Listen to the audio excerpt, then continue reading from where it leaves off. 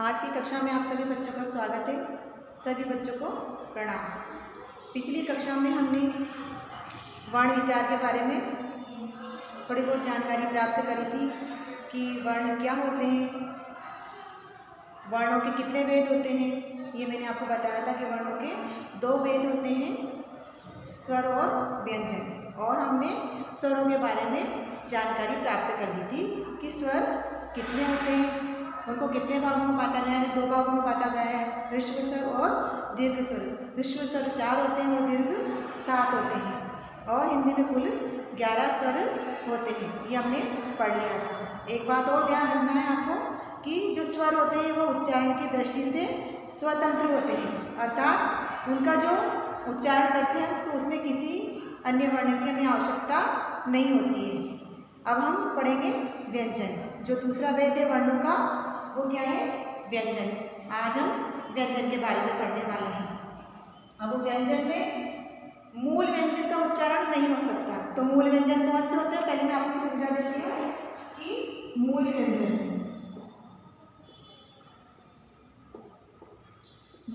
होते हैं क, ख, ग, घ, ञ, च, सब में अलग लगेगा इनमें, छ, ज, ज, ञ, त, थ, ड, ढ, अण, त, थ, द, ध, न। इन सब में हलंत लगाना है। प, फ, ब, भ, म, य, र, ल, व, श, श,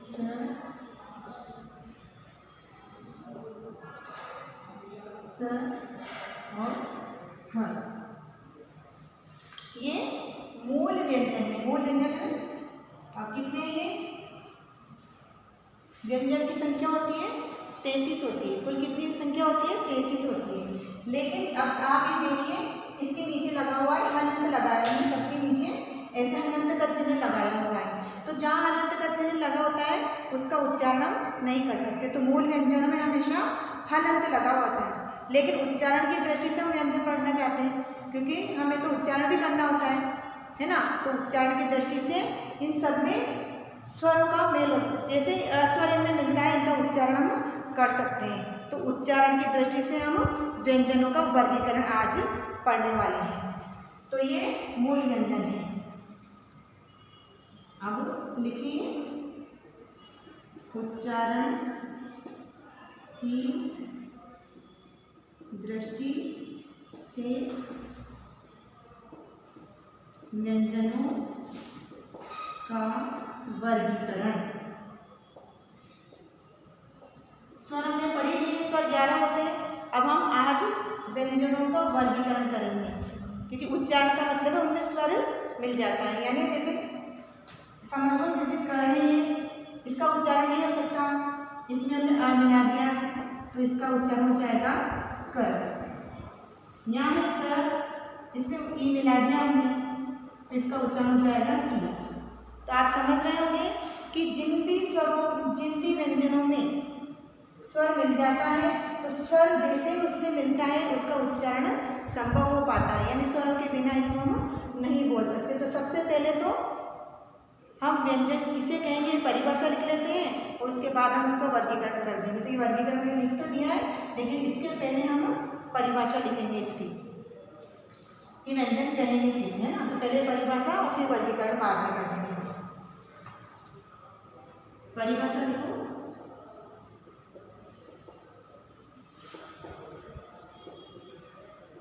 जिन वर्णों का उच्चारण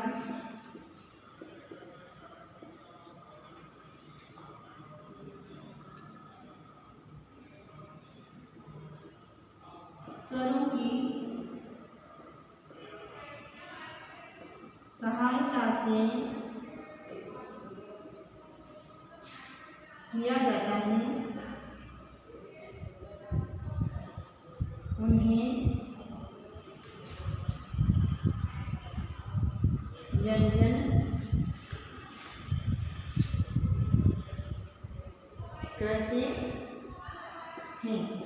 ये तो हो गई हमारी परिभाषा। क्या है?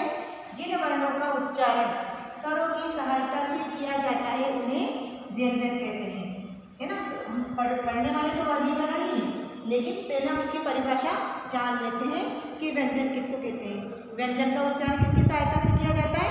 स्वरों की सहायता से। और बिना स्वरों के व्यंजन का उच्चारण नहीं किए जा सकते। उनको लिखा तो जा सकता है, वो एक लिपि चिन्ह होते हैं, लेकिन उच्चारण करने के लिए हमें स्वरों की आवश्यकता पड़ती है।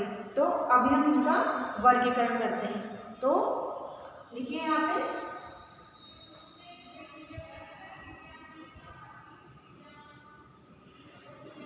व्यंजन के 3 भेद होते हैं। 3 भेद होते हैं। 3 भेद होते हैं। हम ऐसे भी लिख सकते हैं, या फिर हम ऐसे भी लिख सकते हैं कि व्यंजनों को 3 भागों में बांटा गया है। हम दोनों तरह से ही लिख सकते हैं, दोनों की बात एक ही।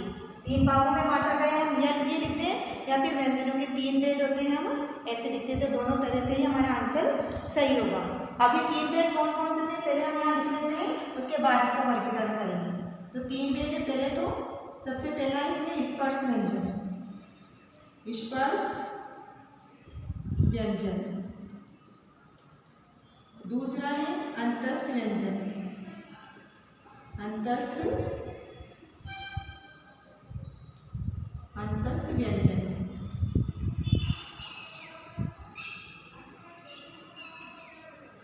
तीसरा है इसका ऊष्म व्यंजन।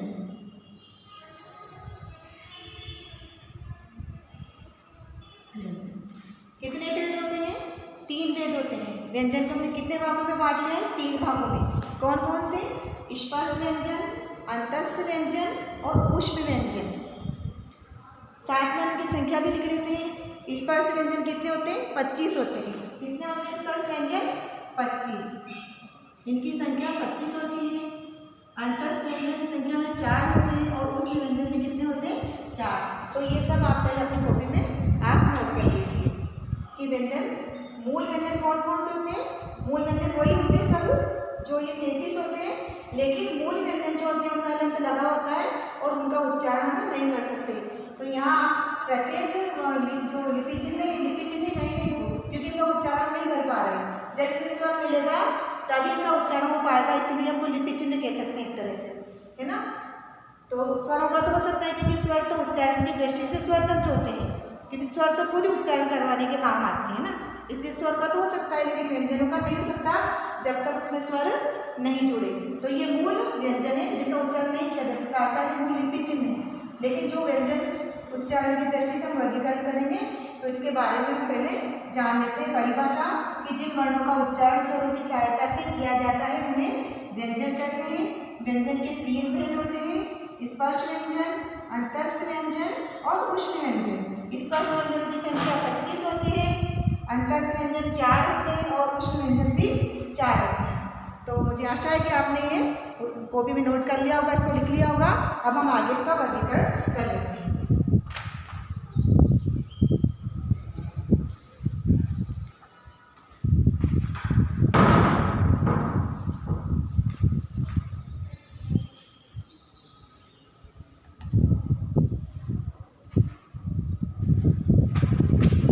व्यंजनों का वर्गीकरण, है ना। अब इसका जो भी 3 भेद पढ़े उनका वर्गीकरण करते हैं। तो सबसे पहले हम लिखेंगे, इधर तो वर्ग लिखेंगे, क वर्ग। क वर्ग में कौन कौन से आते हैं वो लिखेंगे, और इधर हमको लिखना है इस उच्चारण स्थान। उच्चारण स्थान का मतलब है कि जैसे स्वर बोले जाते हैं, जैसे क ख ग घ, ये तो सॉरी वर्ण है। जैसे स्वर बोले जाते हैं अ आ ई ऊ, तो कंठ से बोले जाते हैं और इनमें कुछ स्वरों का उच्चारण स्थान अलग भी होता है। लेकिन हम पढ़ रहे हैं व्यंजन का उच्चारण स्थान हम पढ़ने वाले हैं। तो व्यंजन कहाँ से उच्चारित होते हैं इसके बारे में भी उनका जो उच्चारण स्थान है वो साथ के साथ ही लिखते चलना है और समझते चलना है। तो आप भी मेरे साथ लिखते रहिए और समझना। फिर समझाने के लिए मैं अलग से समझाऊंगी, एक बार आप इसको लिखिए। क वर्ग में 5 वर्ण आते हैं। कौन कौन से आते हैं? क, क्योंकि इनका उच्चारण कर पा रहे हैं इसलिए इनके नीचे वाला अंत नहीं लगाएंगे। क, ख, ग, घ और ज्ञ। इसको हम ज्ञ पढ़ेंगे, अड़ा नहीं पढ़ेंगे। और इसका उच्चारण स्थान होता है कंठ, कंठ से बोले जाते हैं। दूसरा है च वर्ग। च वर्ग में आता है च, छ, ज, झ और ञ। च, छ, ज, झ और ञ। इनका उच्चारण है तालु। एक बार आप साथ साथ लिखिए, फिर इसको आपको समझा दूंगी अच्छे से। तीसरा है ट वर्ग। ट वर्ग में आएगा ट, ठ, ड, ढ, अण। और इनका उच्चारण स्थान है मूर्धा, मूर्धा। इसके बाद है त वर्ग। त वर्ग का उच्चारण स्थान है त, थ, द, ध, न। और इनका उच्चारण स्थान है दंत, दंत यानी दांतों के द्वारा उच्चारित करने वाले। फिर आएगा प वर्ग। प वर्ग में आएगा प, फ, ब, घ और म। और इनका उच्चारण स्थान है ओष्ठ, ओष्ठ। ये हमने पढ़े। अब ये कौन से हैं? ये 5 वर्ग हैं। क वर्ग में क, ख, ग, घ, ङ आते हैं। च वर्ग में च, छ, ज, झ, ञ आता है। ट वर्ग में 5 वर्ण आ जाएंगे ट, ठ, ड, ढ, अण।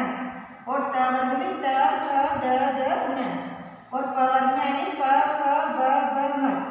अब ये जो हमने 25 वर्ण लिखे हैं, मैंने आपको बताया था जब वर्गीकरण के बारे में थोड़ी जानकारी दी थी, तब मैंने आपको बताया था कि स्पर्श व्यंजन कितने होते हैं?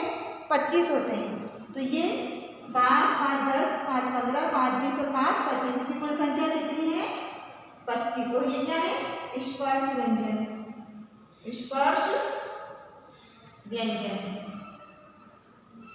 ये स्पर्श व्यंजन है। अब स्पर्श व्यंजन क्यों कहते हैं? अब मैंने आपको उच्चारण स्थान लिखा है, है ना, लिखा होता है सामने क वर्ग का, यानी 5 वर्ण। उच्चारण कहाँ से होता है? कंठ से होता है। देखो आप भी मेरे साथ उच्चारित कीजिए अपने क, ख, ग, घ, ङ। कंठ से उच्चारित हो रहे हैं। आपको लग रहा होगा कि हमारे कंठ से ये बोला जा रहा है। आपको महसूस होगा जब आप इसका उच्चारण करके देखेंगे तो आपको लगेगा कि कंठ से उच्चारित हो रहे हैं। और हमारे कहीं ना कहीं कंठ पास पास आता है और तभी इनका उच्चारण हो पाता है। इसी प्रकार जो च वर्ग है, इसका जब हम उच्चारण करते हैं कि च, छ, ज, झ, ञ, तो इसमें भी हमारी जीवा ऊपर तालु, हमारे मुख के अंदर जो उच्चारण स्थान होते हैं अलग अलग मुख में, तो जीवा कहीं ना कहीं स्पर्श करती है। तो जब हम च वर्ग का उच्चारण करते हैं तो हमारी जीवा मुख विवर के अंदर तालु को स्पर्श करती है। हमारे मुख का जो ऊपर का भाग होता है अंदर, उसे हम तालु कहते हैं। तो इसलिए इनका च वर्ग का उच्चारण स्थान कौन सा है? तालु है। इसी प्रकार जो तीसरा वर्ग है ट वर्ग, ट, ठ, ड, ढ, ण, और इनका उच्चारण स्थान होता है मूर्धा। और मूर्धा कौन सा? हमारे मुख के अंदर हमारी जीवा कहाँ पर जाती है? दांतों के पास जो ऊपर की जगह है, आप अपने मुंह में महसूस करोगे उसको मुख के अंदर। आप जब इनको पढ़कर के उच्चारण करोगे तो कि मूर्धा होता है तालु से कुछ नीचे और दांतों से कुछ ऊपर का जो भाग होता है हमारे मुख के अंदर, वो मूर्धा होता है। और जो ट वर्ग के जितने भी वर्ण हैं उनका उच्चारण मूर्धा, उसका उच्चारण स्थान मूर्धा होता है। इसीलिए इनका उच्चारण स्थान भी ध्यान रखना है। त वर्ग त थ द ध न। और ये त वर्ग का उच्चारण कहाँ से होता है? दंत से होता है। आप जब इनका उच्चारण करके देखोगे तो आपको लगेगा कि आपकी जो जीवा है वो मुख में कहाँ पे दंत को छूती है, यानी दांतों को। दंत मतलब दांत, दांतों को वो छू रही है, तो इनका उच्चारण स्थान कौन सा होगा? दंत होगा। इसी प्रकार से जो प वर्ग है, जो अंतिम वाले प फ ब भ म, प वर्ग में पांचों ये वर्ण आते हैं और इन पांचों वर्णों में इनका उच्चारण कहाँ से होता है? ओष्ठ से। देखो हम जब बोलते हैं प फ तो हमारे दोनों जो ओष्ठ है यानी होठ, होठ को ओष्ठ कहते हैं हम, और ये दोनों आपस में अड़ते हैं, छूते हैं एक दूसरे को, तब इनका उच्चारण हो पाता है। तो ये जो स्पर्श व्यंजन है, तो स्पर्श व्यंजन क्यों कहा गया है इनको? क्योंकि इनका उच्चारण करते वक्त हमारी जो जीवा है वो मुख विवर में कहीं ना कहीं स्पर्श करती है, और इसीलिए हम इनको स्पर्श व्यंजन कहते हैं।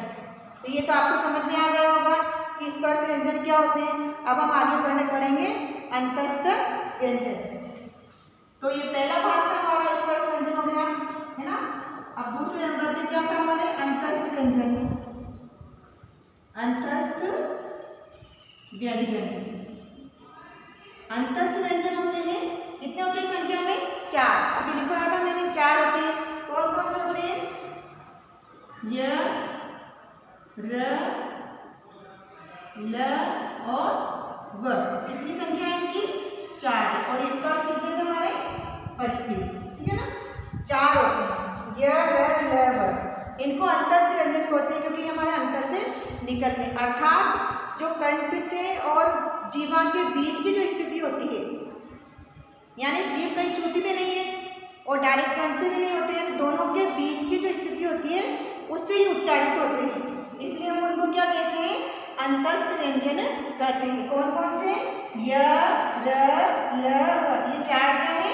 अंतस्थ व्यंजन है। इसके बाद हमारा तीसरा वर्गीकरण में तीसरा भेद था ऊष्म व्यंजन। ऊष्म व्यंजन। अब ऊष्म व्यंजन होते हैं श, श, स और ह। ये भी संख्या में 4 होती है, इनकी भी संख्या 4 होती है, श, स और ह। अब इनका उच्चारण करने के लिए हम देखो कहाँ से होते हैं? ऊष्म व्यंजन का नाम क्या है? ऊष्म व्यंजन। अर्थात इनको ऊष्म व्यंजन क्यों कहा? स्पर्श को तो हमने कहा क्योंकि मुख में जीवा स्पर्श करती है, कहीं ना कहीं स्पर्श करती है, तो स्पर्श व्यंजन। अंतस्थ व्यंजन जो जीभ और कंठ के बीच की स्थिति में से निकलते हैं, यानी जीवा कहीं छूती भी नहीं है, अंतस्थ से निकलते हैं, इसलिए इनको हम अंतस्थ व्यंजन कहते हैं क्योंकि उन दोनों के बीच की स्थिति होती है, कंठ और जीवा के बीच की स्थिति में से ये उच्चारित होते हैं, तो इनको अंतस्थ कहा गया। ऊष्म व्यंजन क्यों है? ऊष्म व्यंजन का तात्पर्य है कि जब हम इनका उच्चारण करते हैं तो हमारे मुख से ऊष्मा निकलती है, यानी गर्म वायु बाहर आती है, और इसीलिए हम इनको क्या कहते हैं? ऊष्म व्यंजन कहते हैं। तो आप इनका उच्चारण करके देखिए, श, स, ह। तो गर्म वायु यानी ऊष्मा बाहर निकलती है, और इसीलिए इनको क्या कहा गया? ऊष्म व्यंजन कहा गया। ठीक है, ये हमारा वर्गीकरण हो गया है। कुल 33 हो गए, 25, 4 और 4, सब टोटल कितने हो गए? 33, यानी व्यंजन की कुल संख्या में कितने होते हैं? 33। स्वर कितने होते हैं? 11, और व्यंजन कितने होते हैं? 33, और कुल वर्ण कितने हो गए? 44। अब आपने देखा होगा कि आप जो वर्णमाला का जो चार्ट लाते हैं बाजार से, देखा होगा आपने, जो छोटी कक्षा में पढ़ते हैं बच्चों को चार्ट के माध्यम से पढ़ाया जाता है, और उसमें बहुत सारे अन्य वर्ण भी होते हैं। आपको लगा होगा कि जब वर्ण इतने सही हैं तो फिर वो अन्य कहाँ से आए, है ना। तो उनके बारे में थोड़ी सी जानकारी हम अब प्राप्त कर लेते हैं। ये आप अपनी कॉपी में लिख लीजिए, और मुझे लग रहा है आप साथ साथ लिख भी रहे होंगे, तो मैं इसको आगे इनको मिटा करके आगे इनके जो अन्य वर्ण हैं उनके बारे में आपको बता देती हूँ। आगे हम पढ़ते हैं जो 4 संयुक्त वर्ण अभी बचे हैं।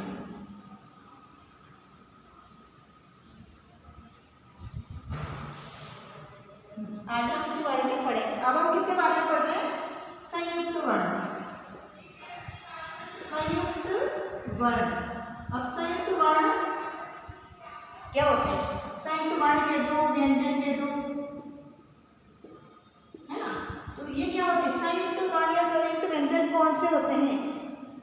संयुक्त का मतलब होता है साथ साथ, यानी एक से अधिक। संयुक्त का अर्थ यही है जो एक से अधिक से मिलकर बने हो। तो हमने पढ़ा होगा, आपने वर्णमाला में पढ़ा है क्ष, त्र, ज्ञ और श, ये 4 वर्ण लिखे हुए आपने पढ़े हुए। इनको क्या कहते हैं? संयुक्त वर्ण कहते हैं। क्यों? किससे मिलते बनते हैं? इसलिए हमको संयुक्त कहा है। क, श और अ। ये जो क्षत्रिय वाला है वो किससे मिलकर बना है? आधा क, आधा श और अ, इन तीनों से मिलकर बना है। और इन तीनों को हम अभी जो ऊपर वर्गीकरण हमने पहले किया है इससे पूर्व, उसमें हम पढ़ चुके। उसमें क भी आया था, श भी आया था और तो स्वर में आ ही चुके हैं। यानी इन तीनों वर्णों से मिलकर बनने के कारण ये संयुक्त है और इसकी दोबारा गिनती नहीं की जा सकती, इसीलिए हमने उनको 44 माना है वर्णों को। इसी प्रकार त्र बना है तो त, इसमें अलंक लगा हुआ है आधा है, र इसमें भी अलंक लगा हुआ है आधा है और इसमें अनून्य परिपूर्ण त्र बन जाता है। इसी प्रकार इसको हम ज्ञ पढ़ते हैं, लेकिन वास्तव में इसका जो शुद्ध उच्चारण होता है वो होता है ज। और ये किससे मिलकर बना है? ज, ञ और अ से मिलकर बना है। किससे मिलकर बना है ये? ज, ञ और अ से। अब इनका उच्चारण तो मैं आपको समझाने की दृष्टि से करवा रही हूँ, अन्यथा जब तक इसका हलंत लगा हुआ है हम इनका उच्चारण नहीं कर सकते। ये आधे ही होते हैं, ये तीनों मिलकर ही इसका उच्चारण होता है। यानी ये जो हलंत वाला ज और ञ मिला करके तीनों मिलने पर इसका उच्चारण होगा और ये बना ज। ठीक है। श बना है, श आधा, हलंत का मतलब होता है आधा वर्ण है। और उसके बाद र और अ, ये तीनों मिलकर के श बना है। इनको हम इन चारों को क्या कहते हैं? संयुक्त वर्ण व्यंजन कहते हैं। संयुक्त है, वर्ण तो है, व्यंजन भी कहेंगे क्योंकि व्यंजन से बने हैं मिलकर के ना, तो ये संयुक्त वर्ण है। इनको हम इसीलिए ये सब पहले हमारे जो वर्गीकरण के अंदर आ गए हैं, इसलिए इनको दोबारा से हमने नहीं गिना है। तो ये हमें जानकारी मिली गई होगी कि संयुक्त कैसे माने गए हैं, क्योंकि ये एक अकेला नहीं अपने आप में स्वर भी लिया है इसलिए दूसरे वर्ण से व्यंजन से मिलकर बना है, इसलिए संयुक्त व्यंजन इनको हम कह देते हैं। इसके अलावा दो वर्ण और हम पढ़ते हैं वर्णमाला में। 4 हमने पढ़ा है, अंग और ये भी हम पढ़ते हैं। तो इनको स्वरों में नहीं गिना, ये भी अकेले नहीं है। इनको क्या कहते हैं? हम अयोगवा कहते हैं।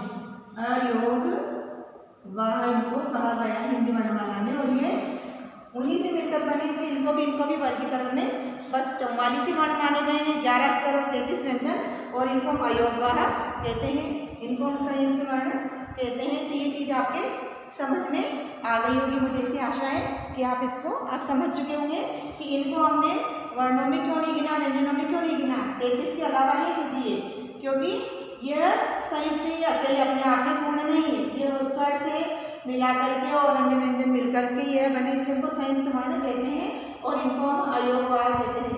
तो वर्णमाला में जितने भी वर्ण होते हैं उनके बारे में आज की पूरी जानकारी मैंने आप लोगों को दे दी है कि स्वर किसे कहते हैं, व्यंजन किसे कहते हैं, स्वर कितने होते हैं, वर्ण कितने होते हैं, और स्वरों को कितने भागों में बांटा गया है और व्यंजनों को कितने भागों में बांटा गया है। तो इसी तरह से प्रश्न आते हैं हमारे परीक्षा में, पूछा जा सकता है कि स्पर्श व्यंजन कितने होते हैं, व्यंजन किसे कहते हैं।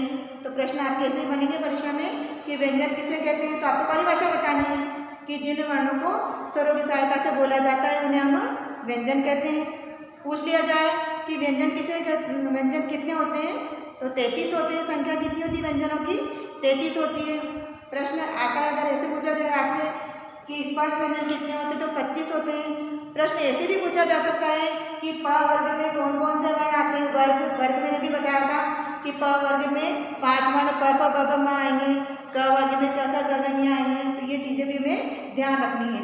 इसलिए पूछा जाए संयुक्त वर्ण कौन कौन से होते हैं, तो ये 4 होते हैं। अयोगवाह कौन से होते हैं? अंग और अ होते हैं। तो ये हमें आपको वर्णों से संबंधित पूरी जानकारी है। और एक और वर्ण हम प्रयोग कर लेते हैं, आ और ओ दोनों के बीच की स्थिति क्या है? ये अंग्रेजी भाषा से लिया गया है, अंग्रेजी भाषा से लिया गया है,